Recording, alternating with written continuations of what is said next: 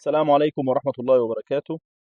الطلاب الأعزاء، طلاب سنة تالتة إعدادي الترم الثاني سنة 2026.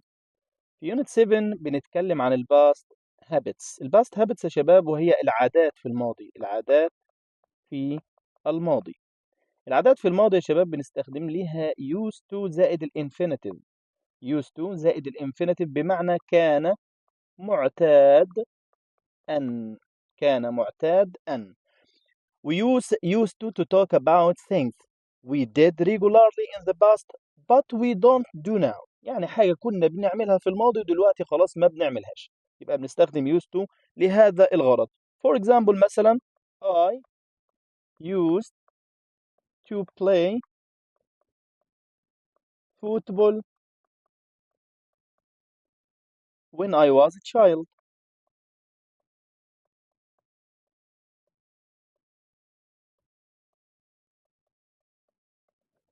طيب أنا كده قلت أنا كنت متعود إني ألعب كرة قدم لما كنت طفل صغير. فإحنا عارفين used to، آدي used to يا شباب، وجي بعدها الفعل بدون أي إضافات في البيس فورم أو في الانفينيتيف. طيب ده يا شباب استخدام الباست هابتس used to بلس الانفينيتيف. ليها استخدامات تانية، أيوة ليها طبعا استخدامات. to describe situations that was true in the past but is not true now. حاجة كانت حقيقية في الماضي دلوقتي خلاص. For example مثلا he used to live in Cairo. He used to live in Cairo. يلا بينا كمان نتكلم عن النيجاتيف. النيجاتيف بمعنى النفي. ازاي انفي الجملة؟ قال لي سهلة جدا يا مستر. فبنقول didn't use to. didn't use to، خلي بالك ان احنا didn't رجعنا used هنا الى used وحذفنا حرف الدي محذوف. تمام. ف didn't use to ودي معناها لم يكن معتاد على فعل شيء ما. For example I didn't used to like coffee. I didn't used to like coffee.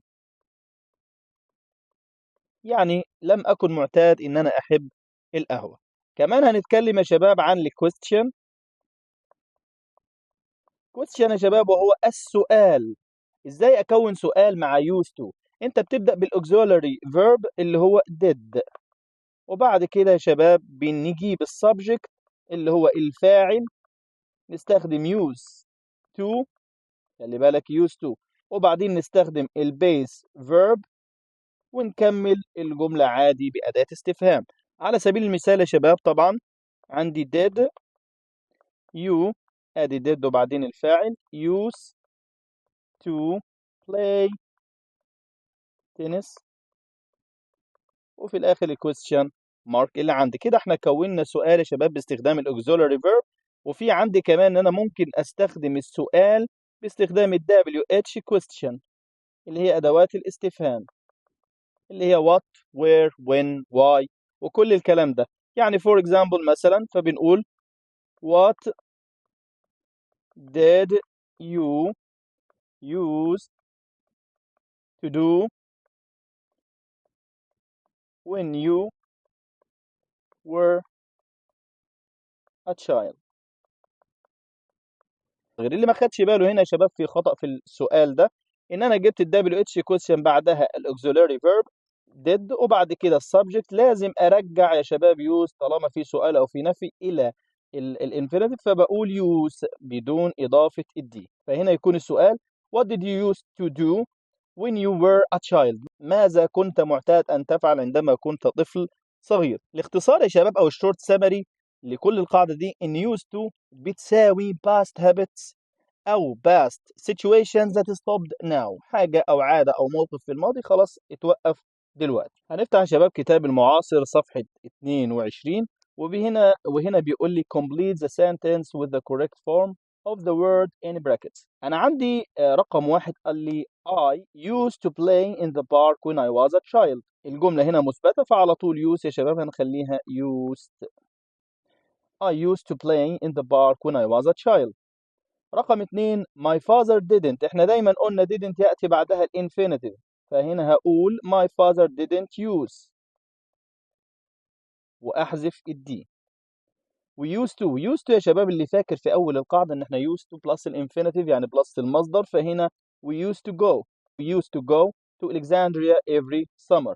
نيجي كمان يا شباب في صفحة 23 he not used to drink tea. النفي احنا قلنا يا شباب بيكون didn't بلس ايه؟ بلس used to. فهنا هقول ايه؟ he didn't use to drink tea. دي يا شباب الإجابة بتاعت رقم 4. وصلنا يا شباب عند نمبر 5 وبنقول my brother used to play football every weekend. ودي طبعا يا شباب past habit، فهنستخدم طبعا used to. طيب لو جينا عند نمبر 6 فنقول there used be a park here. لو لاحظنا يا شباب في صفحة 22 هنا بيقول لي لاحظ الصيغة التالية there used to be. كان من المعتاد أن يوجد. For example, there used to be a cinema in our street. Now it is a big restaurant. وفي حالة النفي يا شباب نقول there didn't used to be. For example, there didn't used to be an airport in أسوان in 1900.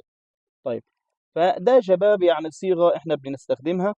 ولو جينا هنا نحل عليها في number 6 نقول there ايه بقى؟ there used to be a park here but now it's gone. آخر شيء يا شباب قال لي where you used to visit ancient sites.